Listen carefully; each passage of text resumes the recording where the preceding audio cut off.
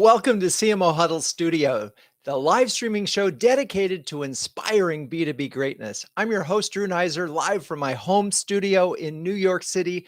I can't wait for this conversation and to get going on it. We're talking about change. Change is hard, it's inevitable, but it's also essential for growth. And it's happening around you, whether you like it or not. So you sort of have to change and try to be the change or have the change happen to you. For visionary CMOs, embracing transformation isn't just about adapting to changes, but leading them. Whether it's securing executive buy-in for bold initiatives, navigating industry evolution, or pioneering innovative marketing strategies, the path to significant growth is through deliberate strategic change, making choices. And the challenge lies not just identifying the opportunity, but also in executing in a way that aligns the organization against key values and objectives. So in other words, back to my first statement, change is hard, which is why we have 3 change agents to share their journeys. With that, let's bring on Paige O'Neill, CMO of Seismic, and a returning guest who previously appeared on the show to discuss B2B virtual events. Hello, Paige. How are you and where are you this wonderful day? Hello, Drew. Great to be back. I am in, today it is sunny California. We've had a lot of rain, but the sun is shining today. So thrilled to join and be back. Well, I hope the sun shines on our show metaphorically. You've been at Seismic now for just about a year. Take us About back 8 months. Yeah, yeah. okay. And so what was your mandate and what was the culture like when you joined? Yeah, and it's, the mandate was really to bring together the marketing team. They had been sitting in different pockets across the organization, and Seismic really wanted to go all in on marketing as a growth driver of the business, build a culture around marketing, get the marketing team engaged and excited about the mission that they have to contribute to the business. And so it was interesting to get, kind of walk in the door and you find yourself there and you pull the team together and they're not necessarily used to working together. So my mission was to create that cohesive team environment and get everyone excited about the vision. Well, and so first of all, what an interesting challenge. And I love hearing things like let's make marketing the driver of transformation. What what kinds of things did you do to help bring the team together and get to a shared vision? And what is that vision? Yeah, it's and I think it's still very much a work in process, right? It takes time to drive change, which I think can be lesson number one for people that might be more type A and be impatient to see the change happen. But when I walked in the door, it was surprising to me that that there weren't the usual cadences that I had seen in other marketing teams that I'd led of working together, of things like having processes to get things done, of having a common identity of what it meant to be part of a marketing team.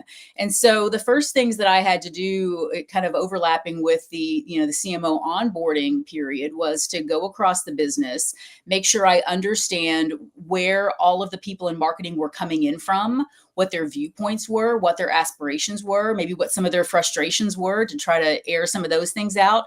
And then understand from the business, what were the top things that we were trying to accomplish from a demand generation perspective, from a brand perspective. One of the things I heard was Seismic really wanted to take on a bolder stance in the marketplace and be perceived as a more of a provocative, a bold, visionary thought leader. And so uniting the team around some of these common objectives, if you can find the unifying principles that bring people together, you can then go in and kind of use that to drive that cohesion, drive that vision, and get people excited. And at the same time, spending a little bit of time, maybe not too much time, but a little bit of time, letting people air out the grievances, if you will. And so they put that behind you. And so those were some of the things that I got started with pretty quickly. Yeah, no, I love it. You get one time, everybody on the team gets one time, get all the garbage out, whatever the complaints are, get them out, get them over here. We'll park them in a little plan and maybe we'll be able to address some of them, but we're going to keep moving forward. Now, what I heard was a bolder, more visionary. And, I've heard that before. And then when you finally do it and go there, there's like, wait, oh, you can't go that far. So Right? Talk a little bit about what that meant, because I know that a lot of people go into marketing because they want to do really creative, really exciting, really bold things, and then they get ground down by the day to day, demand gen. We need more leads. So talk about that, getting to a bolder vision, and how you were, and yeah, how'd you get there? Yeah, and I mean, we're not 100% of the way there for sure. It's a work in process, but you're absolutely right, Drew. I think the life of any B2B CMO is no matter what and my charter was absolutely demand gen coming in. It wasn't just the bold vision. It was, I would say, it was number one, demand gen. Number two, let's be bolder in the marketplace. So the demand gen's never going anywhere if you're a B2B CMO, at least in my experience.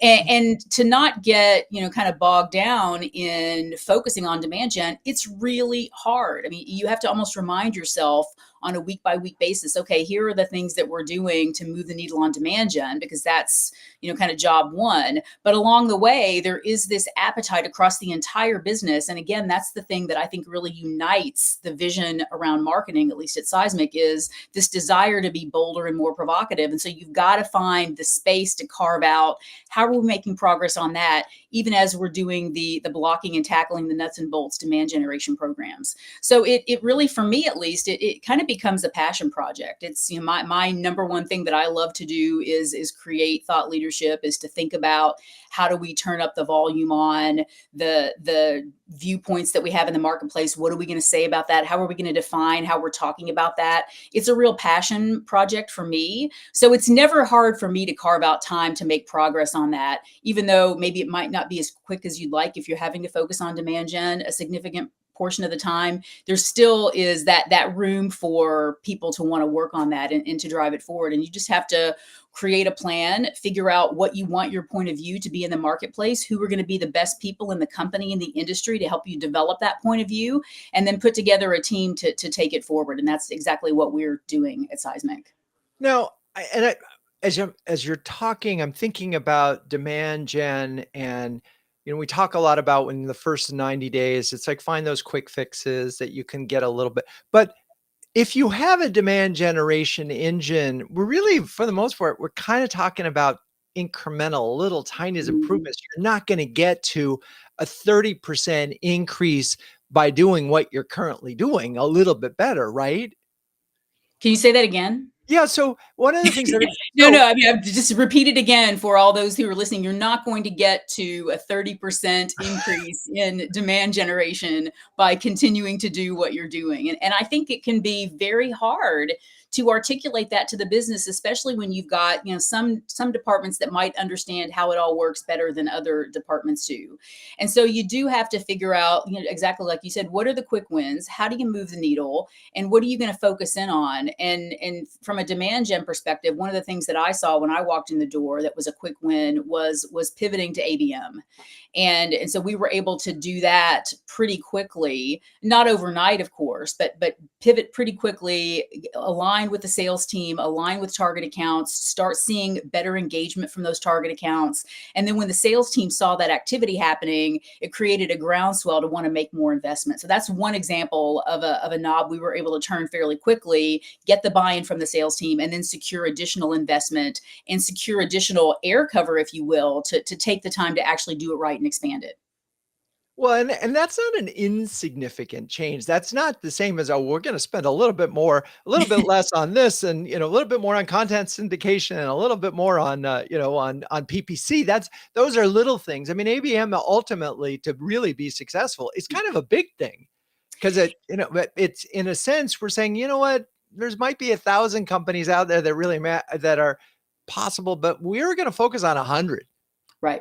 And it is a really big thing to certainly to scale it and to have that approach across the entire marketing organization. But what we did that was a more of a quick let's dip the toe in was we picked off a smaller segment, engaged with the sales teams, and then saw what the impact of those small focus areas were over a quarter or so. And then that created the appetite to look at a broader target account strategy. And there was already a target account strategy. There just weren't necessarily the ABM motions mapped to it. And so now we're looking at how do we expand that beyond, into other regions? How do we build out an ABM platform and invest in technology? And those are obviously things that take a much longer time frame. But some of the quick wins around just partnering with the sales team on key enterprise target accounts and seeing how the engagement increases when you run certain motions, that didn't take that long. Yeah, no, that's great. Well, when we're gonna move on, but I want you to be thinking about while you're off camera for the moment is, you know, for years we've been talking about how do we get the CMO job to be more than demand gen so that we're thinking about customers and retention, that we're thinking about employees, and we're thinking about this broader than demand gen, which is net new logo, which is, just such a small part of what marketing can do. But we'll get back to that when we bring everybody together. So now let's bring in Kevin Ruane, CMO of Precisely, and an industry expert who has graced our stage before to delve into the topic of B2B brand consolidation. Hello, Kevin. Wonderful to see you again. How are you and where are you this wonderful day? I'm doing really well, Drew. Very grateful to be here with you, Paige and Amy. I am coming live from Precisely World Headquarters just outside of Boston in Burlington, Massachusetts. Amazing. Amazing. And well, I think I can kind of guess what the weather is up there. It's kind of similar to the way it is here in New York. So Ray, maybe we'll get to 40 degrees today, but we'll see. It's okay. Winter's good. We like winter. It's so Precisely has historically grown through M&A. And you launched a new brand in 2020, right in the middle of the pandemic. Everyone should listen to that episode if you haven't.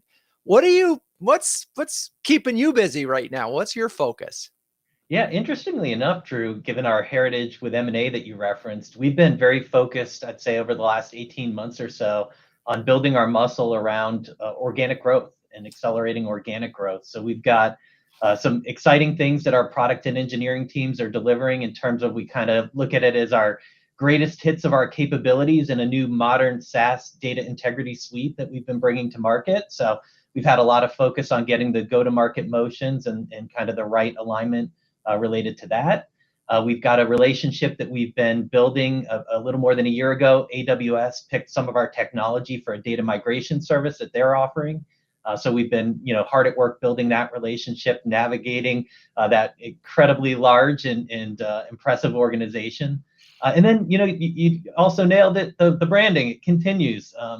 We had kind of an interesting scenario where, we launched our brand in the very early days, middle of the pandemic. Within a year, we had sold the company in a really positive outcome. A year later, we had done a couple more acquisitions and brought on new minority investors. And just when we started to get ready to make those investments in brand, the macroeconomic headwinds kind of struck. But we had a really strong, finish to 2023. We feel like we've got momentum back, and so now we're back at work, getting ready to build this brand that we've stood up here over the last few years. So when I hear organic growth, and just in case anybody listening wasn't sure what we're talking about not through acquisition, but actually going out and either getting existing customers to spend more or net new logos, as the parlance goes. When you look at it, and in terms of, you talked about how the product was evolving and new offerings, was your success in 2023 about net new or existing or both? It's a combination, Drew. I think, the new data integrity suite that we've brought to market is opening the opportunity for us to win some new deals and bring on some new logos that, previously maybe weren't available to us. But perhaps the biggest opportunity for Precisely, we've got over 12,000 customers, 99 of the Fortune 100 is our favorite stat to use. It's the cross-sell opportunity. We have a lot of customers who have a small number of our products. And so, part of what we're trying to do is just make it easier for customers to build on the success they've had with Precisely and add a new capability, to continue to build on solving some of their most pressing data challenges.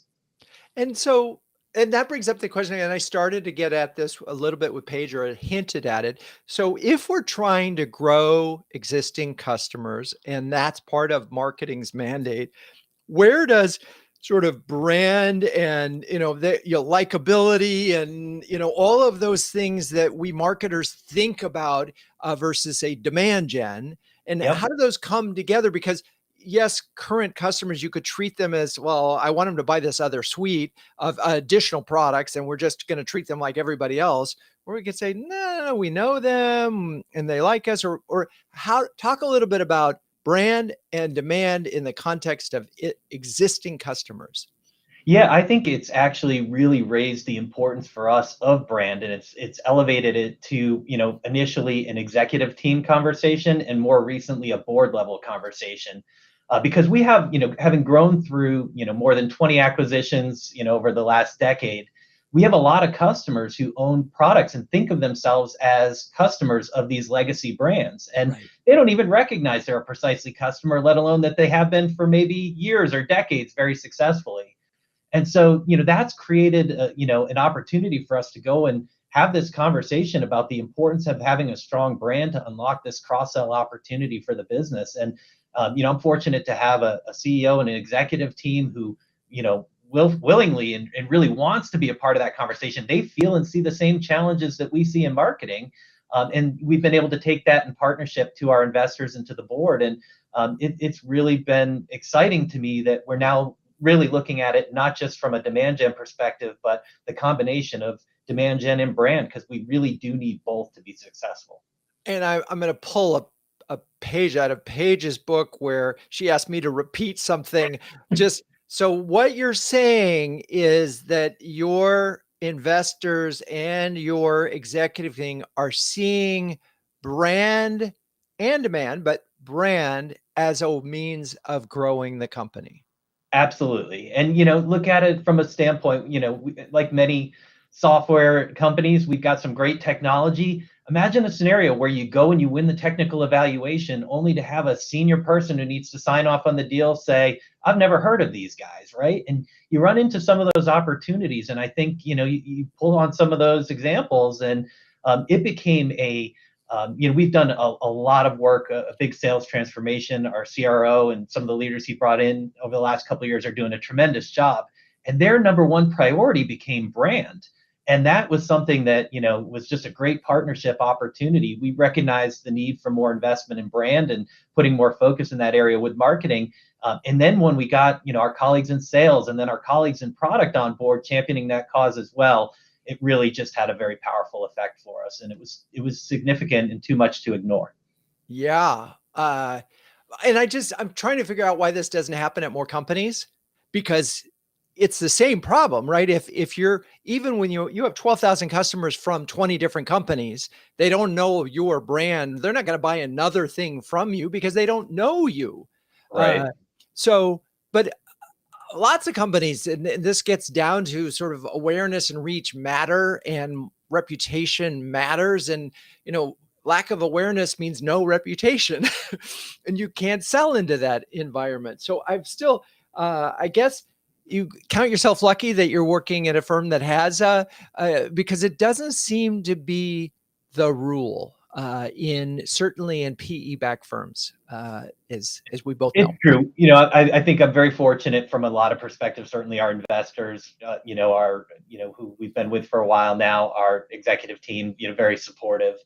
So there's no question that helps. And then I think, look, just being prepared for those opportunities through, we've certainly done our homework. We did some brand awareness studies to, get a baseline of how we're doing from an aided and unaided awareness perspective, how we're comparing to, some of our competitors and other companies that we strive to want to compete with for mind share in the market. And, having those facts and that data along with the anecdotes and the support of especially the sales team, really became a good formula for us to just go and engage in a real conversation about it. And, I think half the battle, and this is something I know you and I have talked about previously, is just getting it to be a discussion and a topic that we'll spend time and focus on. And we had a breakthrough moment last fall where my CEO invited me as part of an offsite to lead a session that was all focused on brand. And that just rolled into, subsequent investment and work in the studies that led into the board meetings. And it just really kind of built momentum from there. Amazing. And I'm going to put punctuation points on several things. One, nothing like having a brand awareness study with competition to sort of not just benchmark it, but to sort of look at it. And I don't know whether you're doing it annually or ongoing. We're going to do it annually. Yep. Yeah, annually. And then, after a year of that, in multiple years, you can, in theory, be able to attach an awareness lift to a revenue lift. I mean, there are through lines there. You may have to be a little creative with the data, but you should be able to show it. Yeah, I absolutely agree. And I think, that's part of it, right? We need to be able to not only show the challenge and what we're recommending that we want to do, but how are we going to know that it's working? That was an important question that we had to be able to answer. What are the measures going to be? Where can we show uplift? When do we expect, conversion rates to potentially improve in a way where you'll see that impact? And, we had some tough moments. Like, it's hard to go to a board and to your investors and say, the investments we're going to make today may not really pay off in the way that we want them to for a couple of years, and I really just am grateful again that, we have, that vision to build this company and this brand into what it can be over a period of time. Yes, I know that any number of CMOs, certainly ones at PE-backed firms, are going to be sort of listening to this with a great deal of envy. All right, well, we'll be back. Now we're going to bring on Amy Messano, CMO of Altair, who has previously joined us to shed light on the intricacies of leadership. And of course, Amy, you've been through a lot of acquisitions, so this must have been very familiar territory. But welcome back. How are you and where are you today? I am in the Detroit area, which is where I live and where the headquarters of Altair are. And the sun's not out today, but it was almost 62 degrees and sunny here yesterday, which is bananas. So crazy. Wow. Okay. So it's funny. You heard Paige and you heard Kevin. I'm just wondering what thoughts were going through your mind as similar. We have so many shared experiences, so it validates a lot of what I feel like I've been through, and in not just at Altair, but in previous roles. And change is constant, change is hard, change is emotional.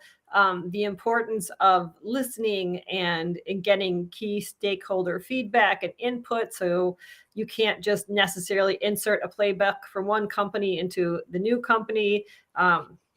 Establishing trust, all of those things that everyone talked about. And then just the last conversation, I feel like I'm happy to report that I can validate that brand can drive leads directly. So we at Altair have been on this journey I just hit my 5-year anniversary, and we launched a new brand, and we consolidated a bunch of products and centralized the team and all the things that you're talking about, and had some resistance from quite a few people just because it was so different in what they were used to as far as control over their local markets. And now those same people later are saying, I want more brand. I want more brand. It's driving leads. It's giving me validation. It's making it easier to sell. It's giving me credibility. And we can actually track, the organic following, the organic engagement, and the leads that are coming from brand. It's actually happening. So I can say that it works. You just stick with it.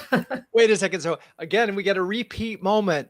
Yeah. We want more brand. That's actually coming out of the mouths of salespeople. I had like the angels sang and confetti guns went off. We were at a offsite leadership meeting, and one of some of the country managers who at the beginning, they were used to, it was very decentralized, their own sort of umbrella, and we centralized everything and invested in the brand. And they didn't quite, let's say, needed some convincing to get on board. And fast forward to just a couple months ago, they asked for more brand. They said, it's working. It's working. We love the brand. We want more brand.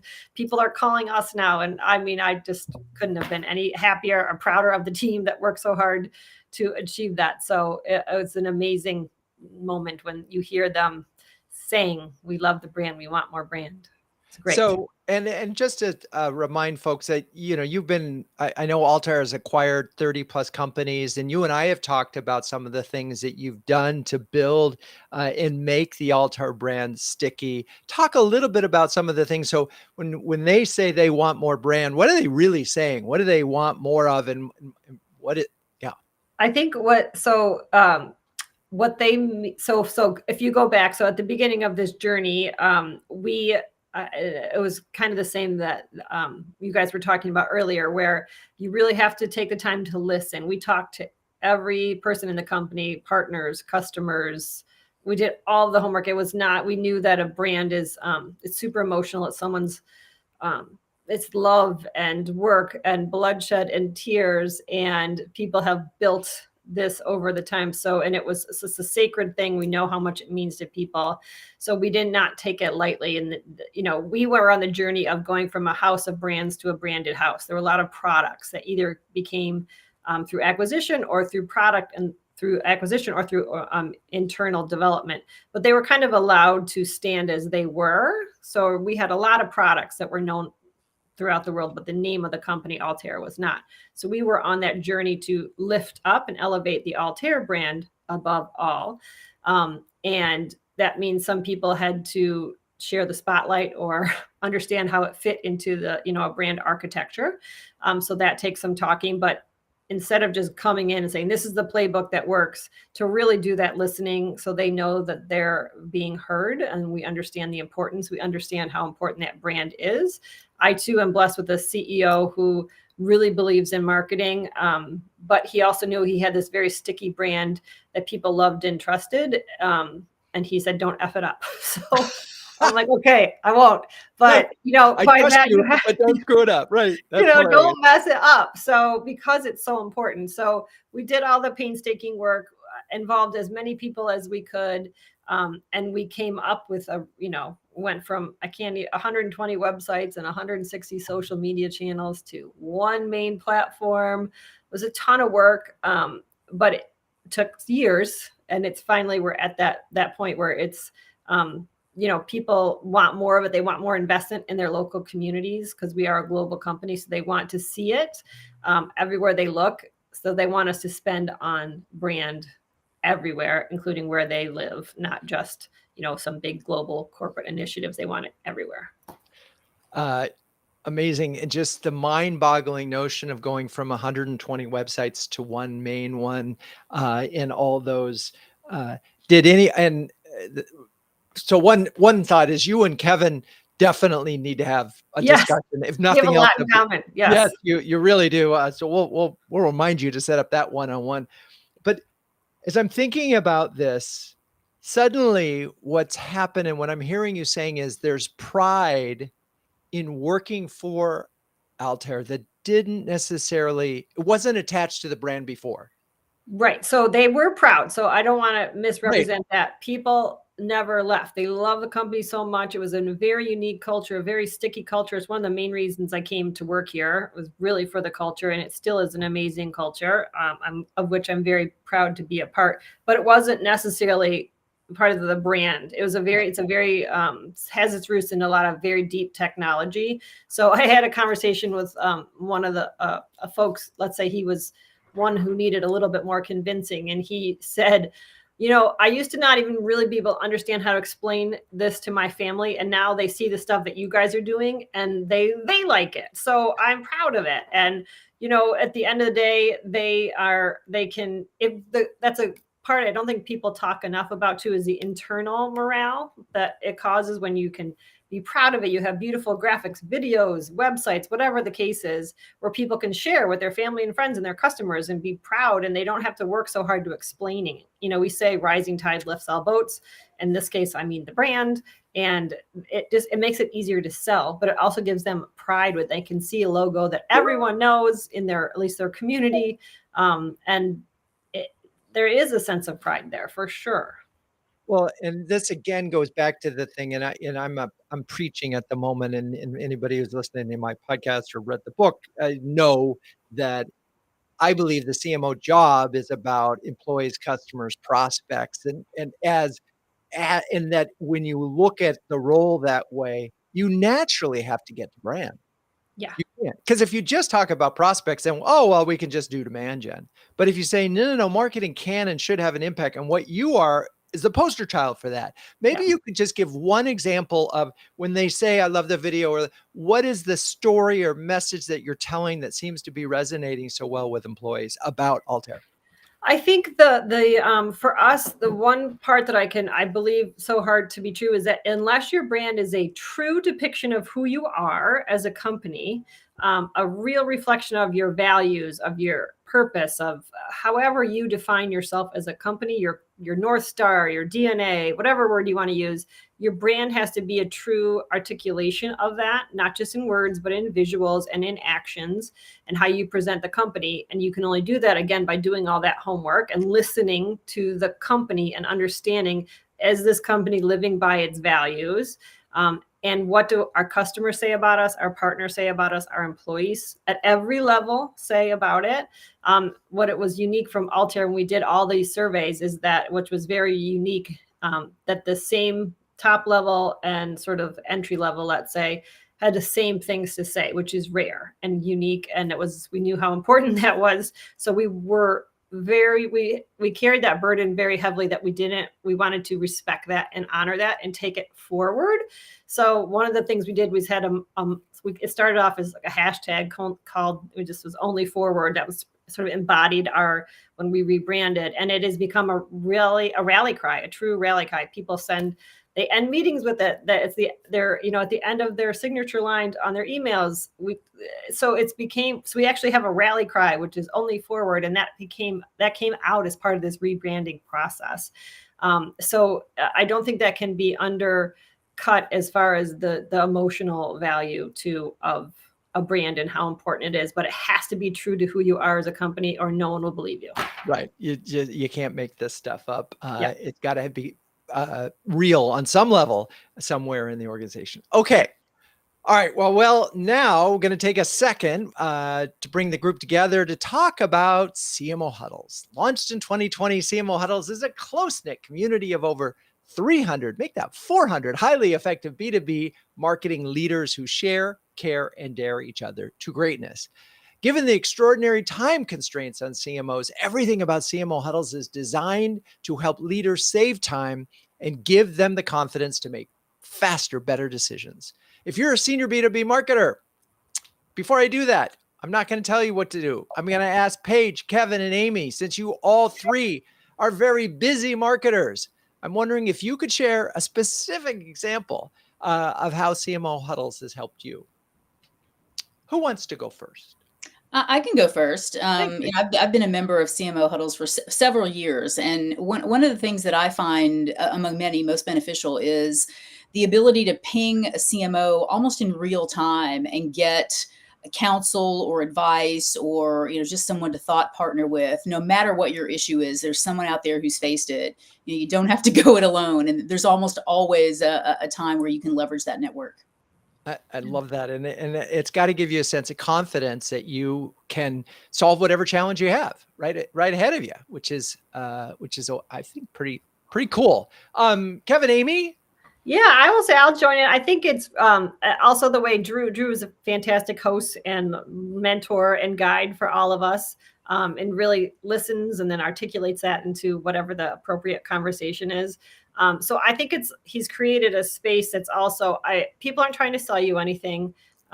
They're not, what you say is confidential, so you can sort of share some of your trickiest problems and get feedback that's honest, and no one's really worried about, they know it's in a confidential, secure environment that I think Drew and his team have done a really great job at creating. Thank you for that. Yeah, a safe space is really important in all of this. Okay, Kevin, any thoughts? It's absolutely just the amazing peer network, Drew, that you've created. And, I'll give you a true story. So every couple of years, we do 360 reviews for the executives here at Precisely. And I just have recently completed mine. As always, some positives and some opportunities. But what I would say was really enlightening to me was one of the first comments attributed to our CEO was a credit to the work that I've done to create kind of peer relationships, be on top of the best practices, and kind of have an ability to see around the corner. Now, because I don't think he's watching this show right now, I will tell you, I am very grateful for CMO Huddles for playing a huge role in all of those areas. And I think it just gives me a different level of credibility when I go to the executive team or when I go to the board or investors and say, hey, I've been talking to other CMOs. They're seeing similar situations. Here how some of them are looking at it. And this is what I recommend our plan to be. It just adds so much value.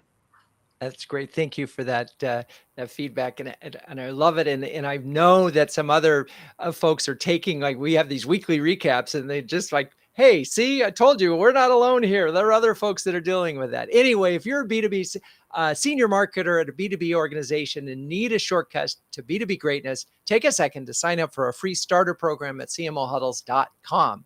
Also, while I'm here, I just want to do a shout out to Alan Gosenhauser, who's been commenting. Thank you so much for joining us on this journey. Anyway, let's talk about executive, board, investor buy-in when it comes to driving change. And it's, we've talked about this a little bit, but we can't, if we're trying to do something big, like in Amy, your case of changing the brand, consolidating the brand, getting rid of websites, how did you get, other than talking to everybody, but let's talk about really, was there a moment where the executive and board sort of go, okay.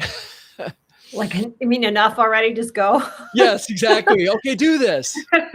Well, we had a schedule too. So we took this, after having done this at other places too. It was not my first time doing this. We did enlist some help from the outside. My CEO was 100% behind it. It's one of the reasons he actually brought me over to Altair. So we definitely had a sort of T-minus schedule that we stuck to. So it was very clear goals and deliverables at certain dates. It wasn't just sort of like, okay, what's next? It was a pretty comprehensive plan to start. And I think, we too were about to do a big internal reveal party and have everyone in person, and COVID hits. We had to pivot really quickly and do it all virtually.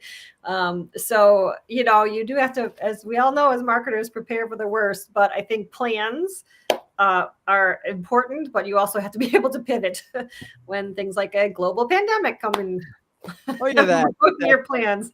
That small thing. Well, Yeah. I heard three things, and one is, this doesn't happen. This is so fundamental to CMOs. And I'm thinking of you all that are looking for jobs right now. It's all about the CEO, and that if they're behind you, you can do amazing things. And if they're not, it's not going to happen. So I heard that. I heard managing expectations of all those folks along the way and saying, hey, this is a schedule. This is how it's going to work. And then, of course, I heard pivot. I'm wondering, Paige, Kevin, what else can we add to this list when we're talking about sort of getting the buy-in and keeping the buy-in? I will say I agree with everything that Amy said, but I also think I'm a big proponent of, you have to read the room, understand the business climate, and pick your moment. I've been at previous companies where we tried to get the board buy-in to do brand campaign for a long time, many years. And then the dynamics changed, board members changed, executives changed, the business climate changed. And that was the moment. And so you have to understand that, there are times when you want to push for something and make the business case, and you should absolutely do that. But there are also times when you have to read the room and understand, this isn't going to happen right now. So I've got to keep building the case. And then when the moment is right, be ready with the data, the business plan, the investment ask, and all the things that you need to get that buy-in.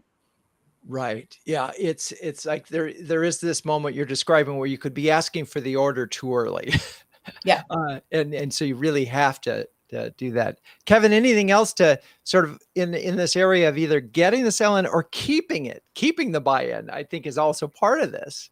Yeah, I think it's always, I'm always focused on reminding myself to tap into, how do they think, and what do they care about? What are their motivators? And then keeping it at the right level. And, I think it's often easy. And I think, it's a challenge we face as marketers. You go from executive conversations, board conversations, to diving deep with your team at times. And, it's always bringing it up a level. Like, just when you think you got it to the right level, take it up even another level from there is how I try to approach it. And then I think there's a piece too, Drew, like don't get too cute about it. Be open and transparent about it. These are generally very smart people that you're dealing with. They don't expect things are going to be perfect. So, own, the areas of opportunity, lay out your plans for it, and then, do a good job listening and tying it back to their, motivations, and put it in that perspective. The final thing I'd throw out there as well, and this might be unique, but, for those who have, I think there's increasing cases where kind of multiple PE firms partner up as part of some of these investments with their portfolio companies. I've tried to tap into an ability to collaborate across those firms. And so, we're very fortunate. We work with Clearlake, we work with TA, we work with Insight Partners, and they've got different benchmarks. And I often find when I come to the board and they all have board seats, if I can reference a TA benchmark to Insight and Clearlake, or if I do work with Insight's Marketing Center of Excellence and can bring that to Clearlake and TA, it's just helping to build that collaboration and tap into the best of these firms and what they want to, do to offer and contribute to the success of the portfolio company. And that's so interesting. And I'm wondering, and so because you have, and I know like Gary Service at Insight Partners, I mean, they've got some very sort of, well, won't call it, they've got,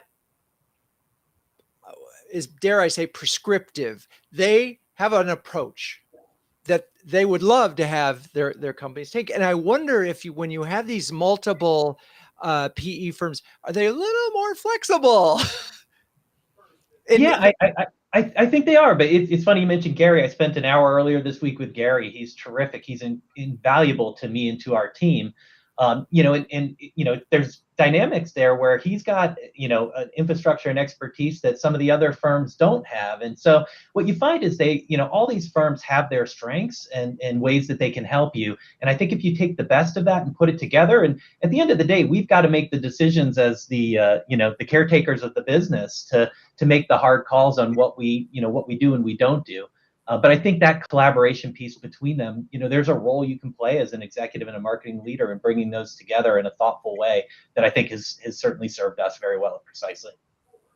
Yeah, I promised that I wouldn't rant about PE firms, and I'm not talking about any of those three, I'm sure, but I have heard this conversation a lot lately where the PE firm, and it's just one, will say, not the same one, but to the CMO, hey, grow 20 to 30% next year, but you only get 20 to 30% less budget than you had. So you have a 50-point delta. And so that's the part where I'm pulling out my hair, because don't think I've ever seen a single company do that. And so I don't expect any of you to answer that question, because there wasn't a question. That was just me ranting. So I am delighted to hear, Kevin, something positive in this, getting that you are getting value. It exists, Drew. It's out there for, there's hope. And Drew, I will also say that, I love what Kevin has said, but I think the flip side of that, and I've been able to leverage this with our PE firm, is there's a network of other companies in that PE firm's portfolio. And one of the things that I did when I went into Seismic was I asked them, I said, here's some benchmarks that I'm trying to get a handle on, and here's where we are right now at Seismic. Do you want to help me pull together this across your portfolio, and let's share best practices?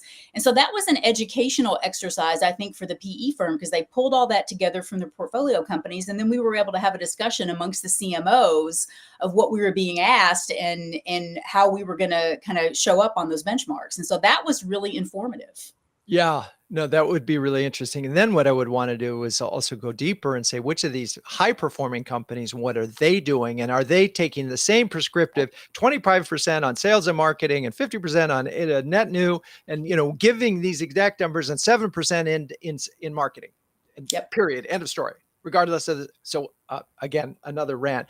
But Amy, you're public. Yes. That must have its own challenges. Well, you can, yes. So we have a fiduciary responsibility to our shareholders to make sure that we are always doing what's right for the company. So I have a budget. I stick to my budget. We're very good about forecasting and have clear, transparent reporting. At the end of the day, we can talk about brand and fun all because we love it, but you have to be doing what's right for the business. You have to be able to articulate how your activities and your spend is aiding to the growth of the company, both in which I think that owned, earned, and paid are the three-legged stool that all have to stay together because they all help each other. But at the end of the day, if you're not helping sell stuff, you got to pack it up and go home. So it has to be what's right for the business. It has to be what's right for your team.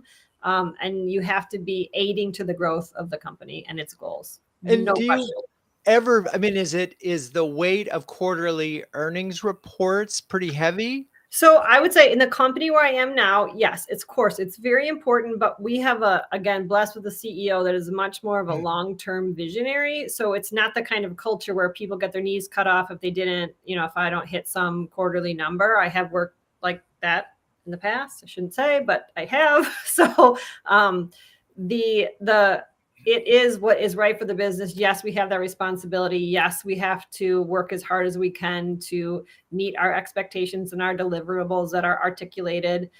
But it is also a culture of risk taking is allowed and encouraged. So you fail fast and learn. And it's always about the long-term vision. Of course, you have to balance that with meeting your short-term deliverables. But it is an awesome culture where we get in the boat and row. We try new things. We have to keep swinging for the fences so that we can hit that scalable. We're still trying to grow and grow and grow. So in the marketing area, I think we've built the foundation of the house, and now we do all the cool decoration levels, I guess you would say. Well, so you used the expression "swing for the fences." Yeah. Which of course is where Paige and I started this conversation of sort of lots of incremental things in demand gen, some big things. Is there a swing for the fences, Paige, Kevin, that you have taken of late that worked or didn't work that you can share?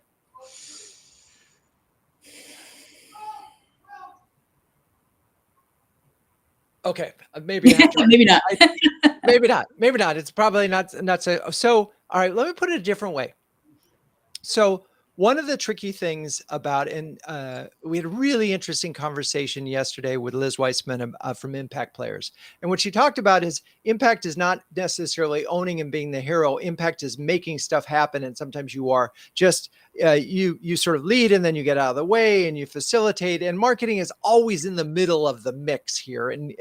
But you don't necessarily want to take credit. So I'm curious about, as you want to be, as you're driving change, but you're not necessarily owning the change. And I'm wondering if that sparks a thought where you can think of a program that you've been on where you've contributed, you may have even started the ball rolling, but you've managed to either make the CEO look like the hero or the head of sales look like the hero, or somebody else ends up getting I won't say the credit, but you're a contributor is the point. And again, am I just talking to the wind here, or we got some? Is there an example? Does that spark something for you? Well, I think one area where it's easy to think about it that way, and I've seen this at multiple companies that I've been at, is every company at some point gets on the journey to understand all the customer touch points, improve customer experience. And I've been at a company before where that kind of started in marketing, and we wanted to understand what was the experience that customers were having when they were engaging on our website and our campaigns and all the various touch points. And so we mapped that out, made some improvements, and then that expanded into other areas of the business. And so it kind of took on a life of its own, with the end result being that the company became a lot more customer focused and a lot more tuned into the experiences customers were having. And what ended up happening was, sure, marketing, we made our improvements and we had the experiences and digital strategies that we were trying to achieve, but it actually took on an even bigger life in our customer success organization. And so I think that's a good example where people in other departments see the impact of things that you might be doing in marketing, and they start to breathe life into a project that maybe they were trying to get going, and then they end up taking it over. Yeah. And isn't that our whole job? My whole career is making other people look good. That doesn't mean I don't own something, but that's the path I chose. I want to make other people look good. That's our job, right? Yeah, I agree. I think there's a piece of it where, one of the things that I think many of us try to do is put marketing in the center of the business and align it tightly to strategy. And, I think the worst thing you can be is sort of the marketing team that's off to the side of the business doing the marketing things. And so, there is just an element of the cross-functional work we do, the unique point of view that we have from all the information we have access to, the different parts of the business that we get to work with.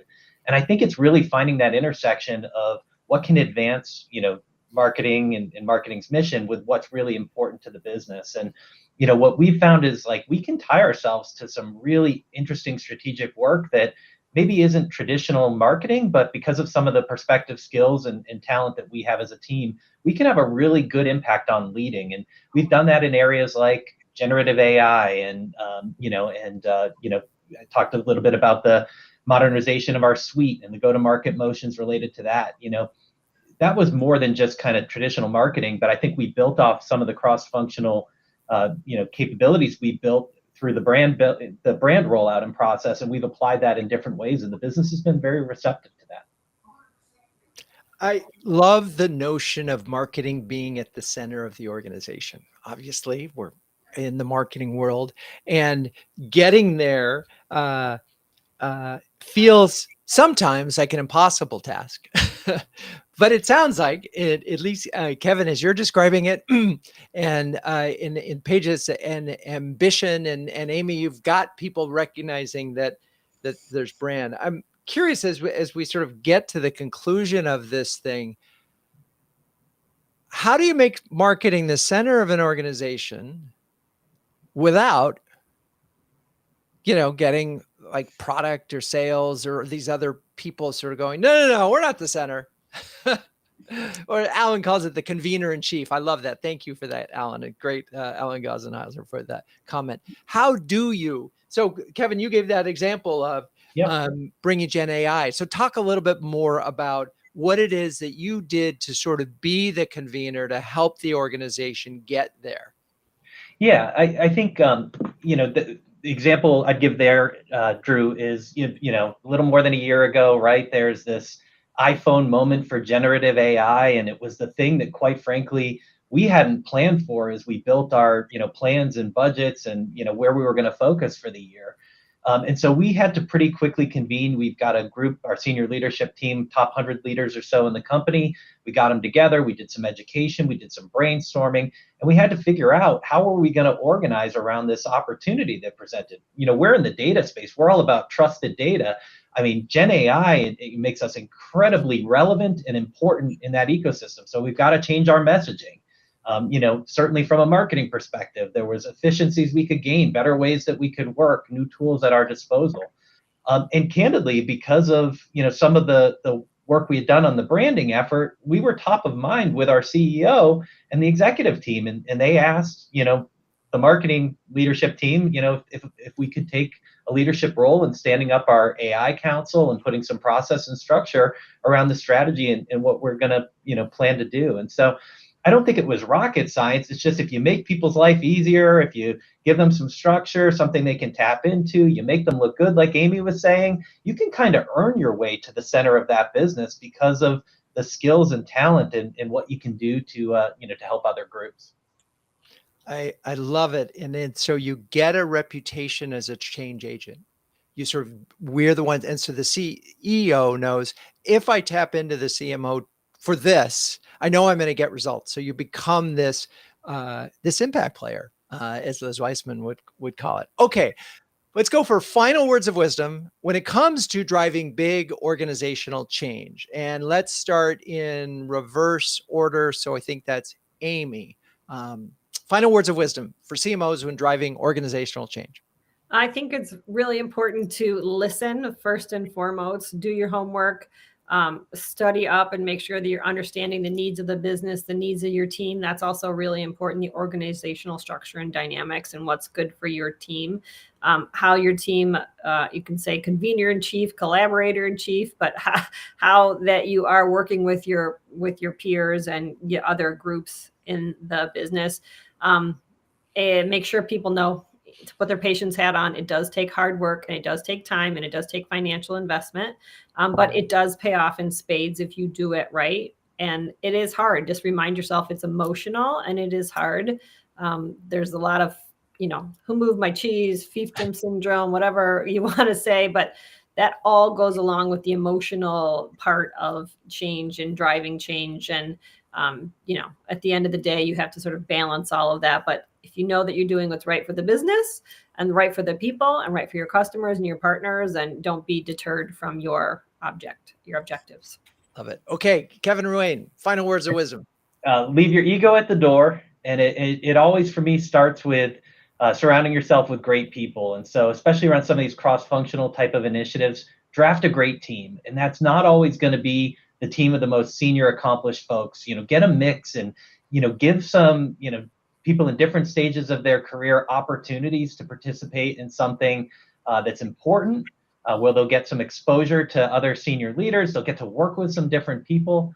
And I think there's, something to that. If you organize around that, get the right team, have a specific charter, focus, some goals, and you get after it, you'll be amazed at what can happen. I love it. Amazing. Okay. Paige O'Neill, bring us home. Yeah, I would say find the common ground. Change can be scary. Some people love it, some people hate it. But if you find the common ground that unites people and you drive people around that common ground, it's a great way to bring the organization together, to unlock the passion, and also be mindful of the fact that you got to repeat things again and again and again. When you're bored with it, it's probably just taking root within the organization. So stay in there, stay on message, stay consistent, and be the one in there influencing and kind of negotiating back and forth to make sure that the commonalities come together and the differences are bridged. Yeah, and so many good words of wisdom from these three folks, but I'm going to summarize it really quickly, which is, yes, you've got to do your listening and do your homework. 2, leaving your ego at the door. That's the thing. Yeah, your title is Chief Marketing Officer, but really your mission is to make major change, and you don't need the credit for that. You're going to need great people. I love the notion of finding the common ground, which is the way to do it. And then lastly, don't assume that one email is going to get it done. It's as Heidi Bullock would say, 7 times 7 ways. And that applies internally and externally. All right. Thank you, Paige, Kevin, Amy. You're all wonderful sports. And thank you, audience, for staying with us. Please join us in 2 weeks when we'll be talking about building and nurturing your marketing team with Leslie Davis, Isabel Papulias, and Marka Armstrong. Cue the music. CMO Huddles Studio is produced by Melissa Caffrey. Our production assistants are Laura Parkin and Ishar Cuevas. If you'd like to learn more about CMO Huddles, please visit cmohuddles.com. I'm your host, Drew Neiser, and until next time, keep on sharing, caring, and daring each other to greatness.